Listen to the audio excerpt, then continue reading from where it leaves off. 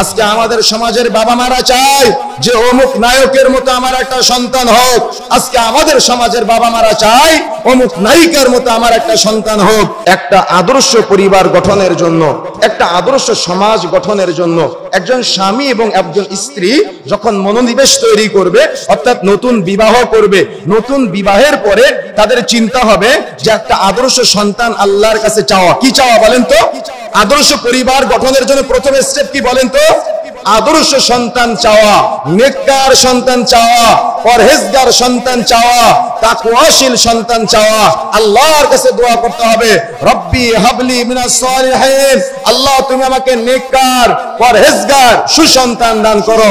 কিন্তু দুঃখজনক হলো সত্য যে আজকে আমাদের সমাজের বাবা মারা তারা আজকে চাই অমুক খেলোয়াড়ের মতো আমার একটা সন্তান হোক। আজকে আমাদের সমাজের বাবা মারা চায় যে অমুক নায়কের মতো আমার একটা সন্তান হোক। আজকে আমাদের সমাজের বাবা মারা চায় অমুক নায়িকার মতো আমার একটা সন্তান হোক। আরে আপনার চাওয়াতেই তাওহীদ থাকতে হবে, চাওয়াতেও আপনার হৃদয়ের প্রশান্তি থাকতে হবে। আপনি সুন্দর সন্তান চান, আমি নিষেধ করি না, কথা বুঝতে পেরেছেন?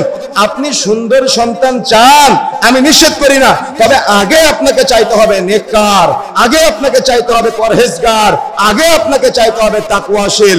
কিন্তু আপনি সুন্দর সন্তান চাইলেন কিন্তু আপনি তাকওয়া চাইলেন না, সুন্দর সন্তান চাইলেন আপনি পরহেজগারিতা চাইলেন না, না আপনি দুনিয়াতে উপকৃত হবেন, না আপনি আখিরাতে উপকৃত হবেন।